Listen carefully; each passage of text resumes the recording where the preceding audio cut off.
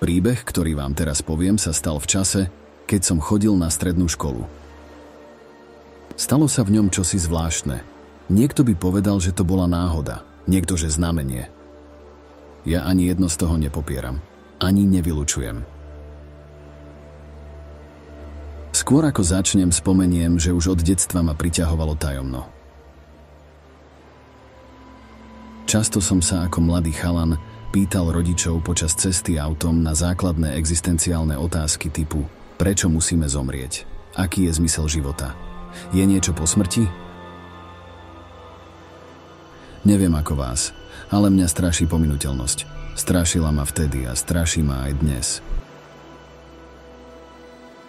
Vrátim sa k príbehu. Bol som typický tínedžer, ktorého zaujímala hudba, partia, zábava a dievčatá. Pravdepodobne to poznáte.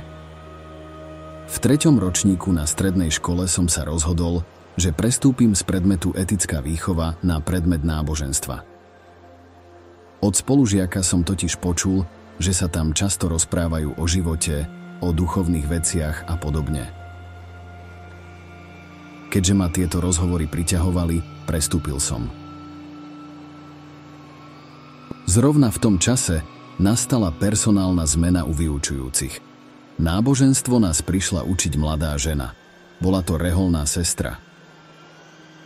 Fascinujúca žena. Nerozumel som, prečo taká mladá pekná žena nastúpila do rehole. Nikdy som sa s takou osobou nerozprával, ani nebol v kontakte. Jej hodiny však boli príjemné a naplnené pokojom. Veľmi živo si pamätám na jednu zvláštnu aktivitu.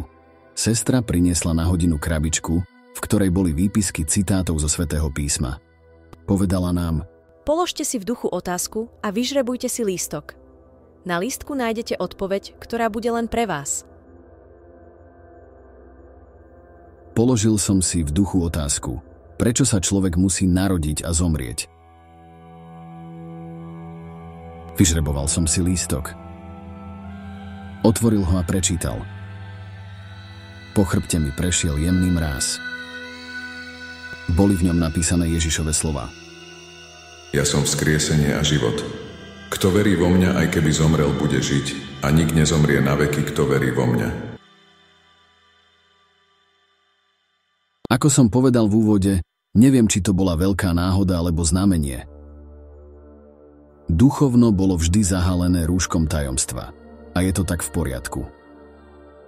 Pretože naše duše si zoberú z týchto skúseností presne to, čo v danej chvíli potrebujú. Verím, že aj vy, milí poslucháči, ste našli v tomto príbehu niečo, čo vás obohatilo.